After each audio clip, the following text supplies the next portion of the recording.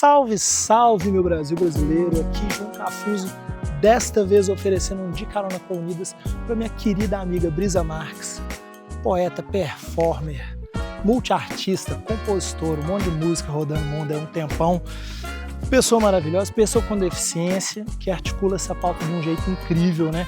Há muito na pegada da acessibilidade, pensando projetos para isso, executando obras de arte relacionadas a isso, jornalista incrível. Então é isso, vamos nessa.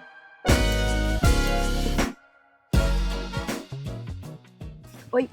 Tudo bom? E me conta aí como é que estão as coisas. Você tá trabalhando bastante para variar, né? Tô trabalhando. Enquanto eu estiver viva, eu vou estar no movimento do trabalho, não esse que a gente fica competindo, disputando, querendo produzir cada vez mais, mas esse que a gente guarda, né, na nossa essência e expressa para fora. Ser produtivo da melhor forma. Em várias formas, né? A arte, por exemplo, é uma das que mais me inspira e estimula. Então é isso. E eu adoro esse seu lado comunicadora, né? Metade da Brisa é comunicadora, a outra metade é artista. E elas confundem bastante. Sim. Mas você tem um histórico trabalhando assim na comunicação pública, né? Que eu acho uma visão que eu aprendi inclusive com você, assim, muito diferente do que a gente costuma ver em comunicação de maneira geral. Foi a primeira mulher a ser diretora artística da Rádio Inconfidência, que é a mais antiga rádio do estado, né? A primeira pessoa com deficiência, com certeza, né? Com certeza. A ocupar um cargo, eu acho, de poder, assim, Na instituição nessa como um todo, né? sim. Da sua relação como comunicador nesse universo público, que é muito diferente, né? É algo que me apaixona. E a comunicação pública, eu sinto que existe uma responsabilidade, né, nesse Total. fazer. E existe pouca consciência sobre o que é isso. A comunicação pública, acho que um dos princípios dela é que ela é do povo. Ela tem que ser, portanto, ocupada pelas vozes do povo, tem Com que falar o povo. para o povo, tem que ser feita com o povo, Isso. né? E o que o povo tem a dizer. Você não chega num lugar também com o objetivo de formar o povo a partir do seu entendimento de cultura. Então, assim, eu acho importante que a gente, pelo menos, reflita sobre isso. Nesse contexto que a gente vive hoje, em 2025, nessa comunicação também, que é na internet. Como pensar numa estrutura que é uma comunicação que deveria, né, ser democrática, mas que tem um monte de outras coisas Sim. ali por trás, né? E comunicação também não eu acredito, apesar, por exemplo, de ser letrista, de ser poeta, de trabalhar com a palavra e amar isso, acho que a gente se comunica de várias formas. Claro. A gente se comunica com o olhar, a gente se comunica no silêncio, a gente se comunica no toque, na música. A língua é viva, a linguagem é viva, sim, a comunicação é viva. Fez jornalismo e você fez teatro. Junto, ao mesmo tempo. Você fez ao mesmo tempo? As duas faculdades ao mesmo tempo, com 17 anos. Eu acho que eu queria fazer só teatro, assim. A minha ideia, por exemplo, se eu faria, acho que teatro e letras. Só que ali naquela época, o teatro, assim, até hoje eu acho que é um pouco desprestigiado, assim. Sim. A arte, em geral, no Brasil, tem um certo desprestígio. Mas, assim, desvalor. o teatro, ele sofre bastante mesmo. E o circo também, outro dia, conversando com os meus amigos, enfim. Mas eu acho que talvez eu percebesse já ainda jovem algum cruzamento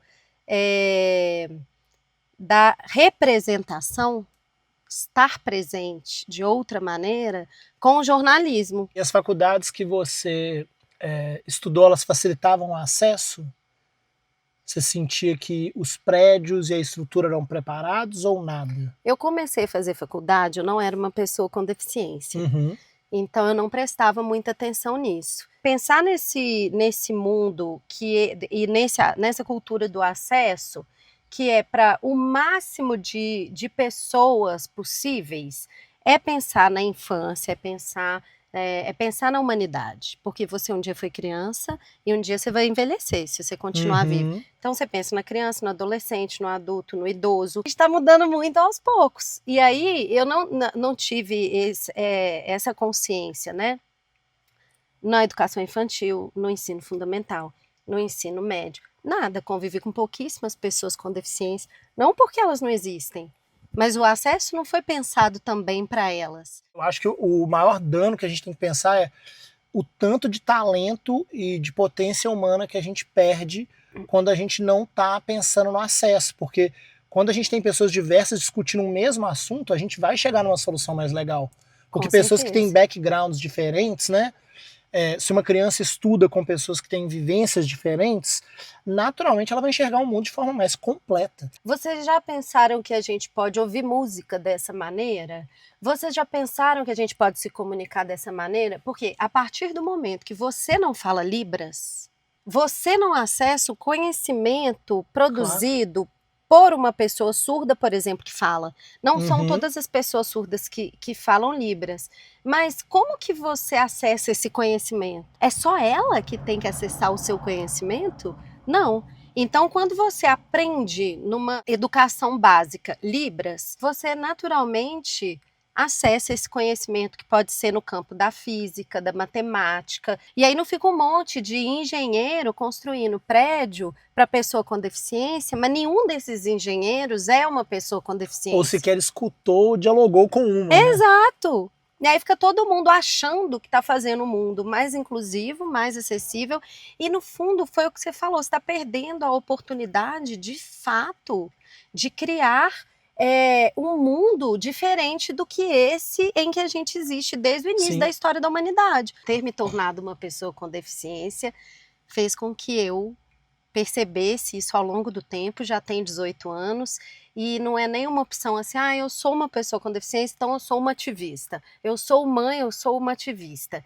Acho que é um pouco assim, eu poderia continuar vivendo a vida ignorando essas questões coletivas, né? Vou fazer o que é bom para mim e tal, né? Mas eu me sinto também, isso tem a ver com a minha personalidade, com essa responsabilidade de ampliar essas vozes sempre que eu tenho a oportunidade de falar. E, João, não precisa ser pesado. É aí que está o meu interesse.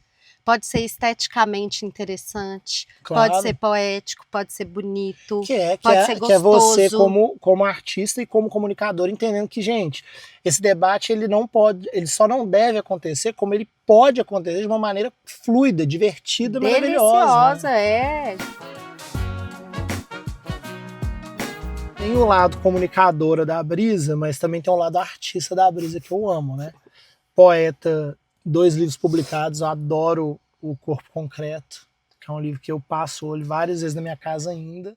Sua obra é muito atravessada também por essas questões, mas não somente.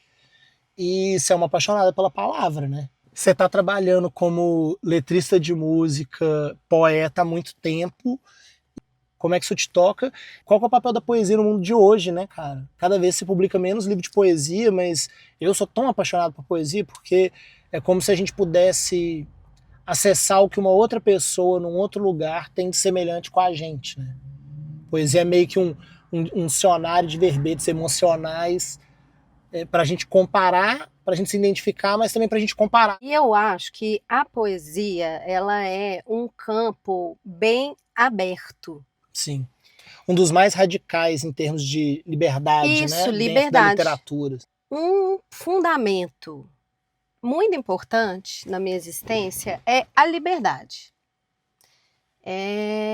Para mim, talvez seja a minha busca mais constante, a liberdade, e por isso também eu seja, às vezes, um pouco resistente, imbativa, por causa do meu desejo de liberdade. E eu acho que eu estou cada vez conseguindo fazer isso com mais amor, né, e com mais poesia e tudo, mas a minha história, ela tem muita rebeldia também.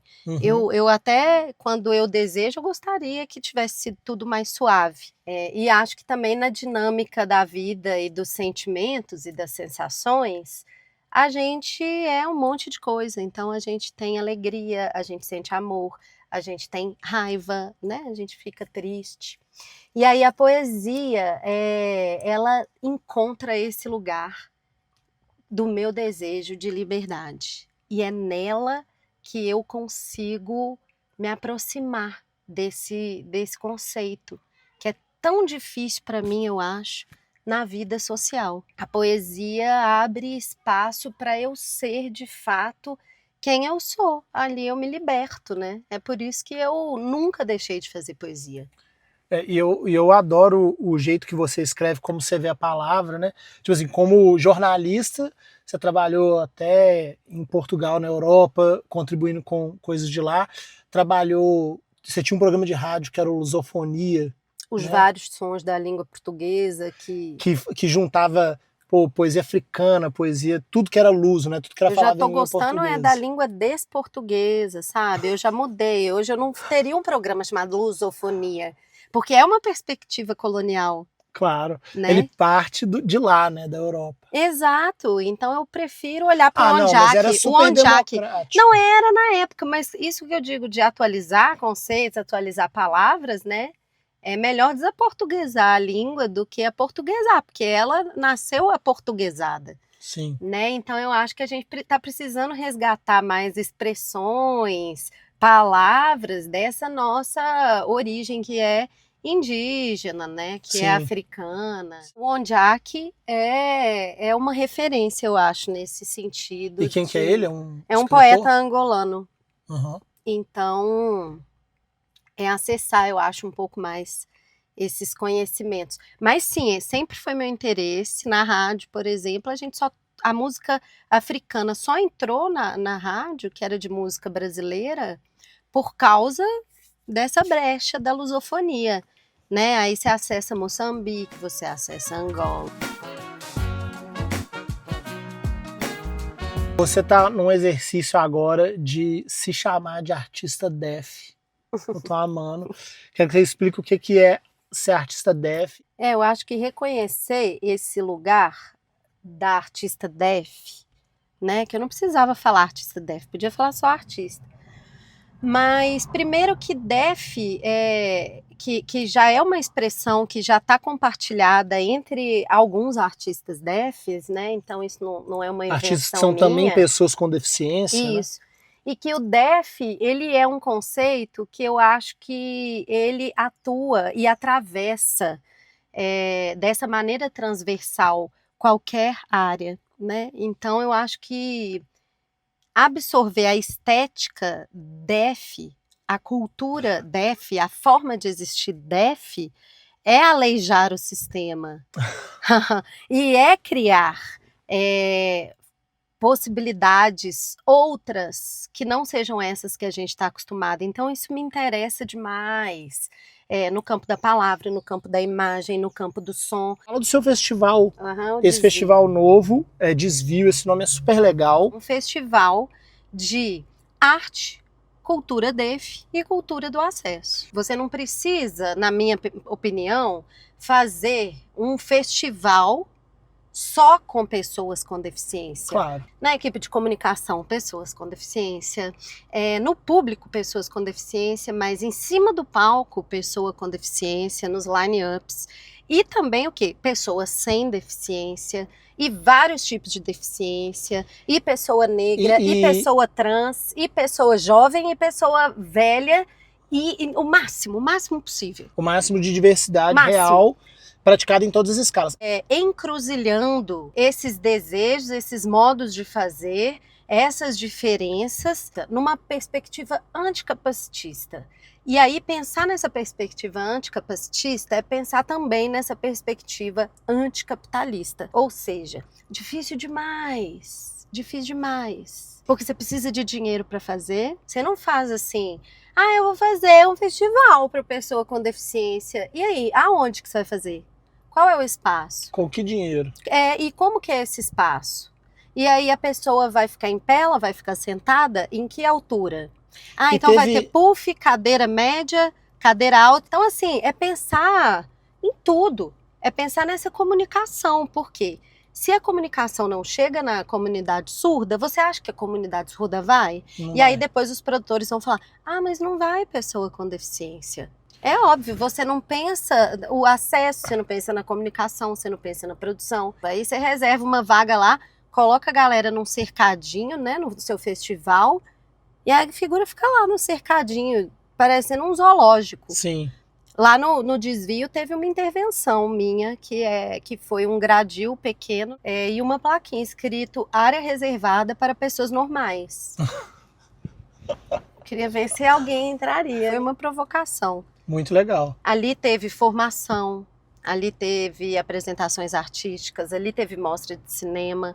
Foi um grande aprendizado para mim. Eu continuo, né, nessa pesquisa e eu acho que a gente pode fazer ou festival, ou mostra de cinema, ou ações formativas. Você não para, né, Brisa? Não, eu não paro. Quero, de fato, fazer uma transformação estrutural. Então, quando eu me conectar com essas pessoas, enquanto eu me conectar, eu vou seguir nessa missão. Inspirador, minha amiga. Bom, continua tocando terror que nós estamos adorando. Terrorismo poético. É isso, meu povo. Mais um De Carona com Unidas no ar. Obrigado, Brisa Marques, pela entrevista. Você pela audiência. Já segue o canal da Unidas, ativa o sininho aí para não perder nenhum episódio. E todos os outros conteúdos que saem por aqui. Um abraço do João, até breve.